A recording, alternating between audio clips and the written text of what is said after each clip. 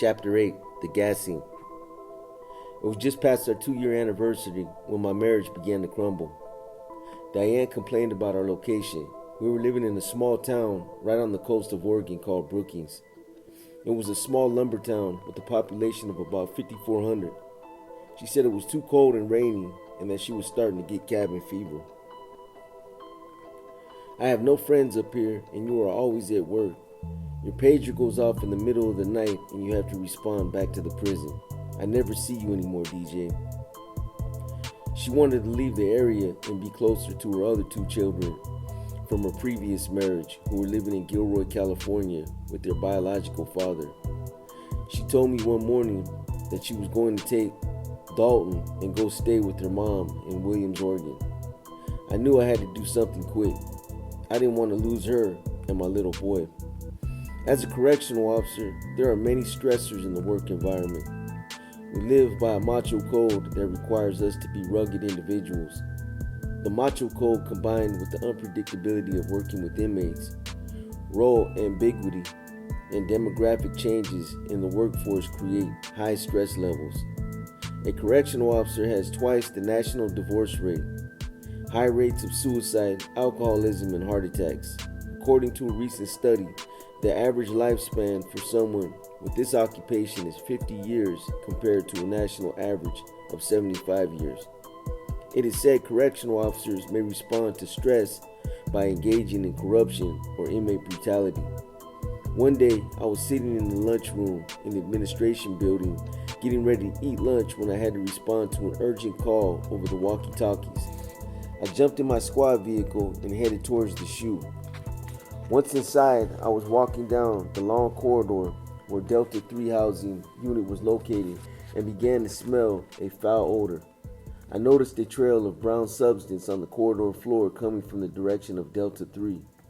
I stopped immediately and I knew what I was responding to collect. I reached into my cargo pocket of my green jumpsuit for my small jar of Vicks. I dipped my finger into the jar and rubbed it under my nose above my upper lip. This way, I would only smell the Vicks and not what I was expecting to find when I entered the unit. I continued to follow the brown liquid trail to B-Pod, where the trail led right to cell 105. It was a gassing of the staff. A gassing was when an inmate would urinate and defecate into a cup and let it sit for days.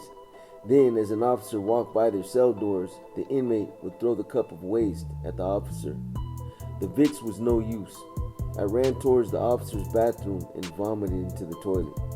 I washed my face with cold water, regained my composure, and placed more Vicks onto my upper lip and even into my nostrils. I collected 2 pint-sized paper cups full of feces. I secured the lids and placed each one separately into a brown evidence bag. Then I marked the areas that needed to be marked for evidential purposes later for trial. Upon exiting the cell, I noticed that there were more splashes of feces on the walls, leading up towards the gunner's control booth. I realized this happened outside the cell, but how? I immediately headed to the gunner's control room. There, I observed more feces spread all over the upper walls and the control booth.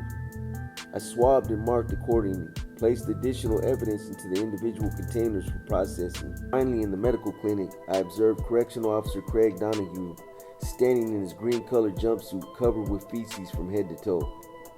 Donahue was beyond livid, but stood still enough for me to photograph him for evidence.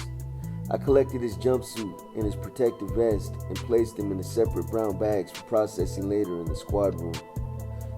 I went back to the holding cells where the inmates were being held who committed the assault on Donahue.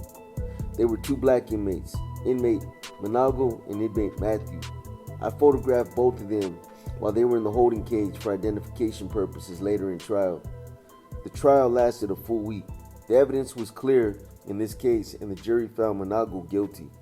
Matthews took a plea bargain when he found out that Manago was found guilty.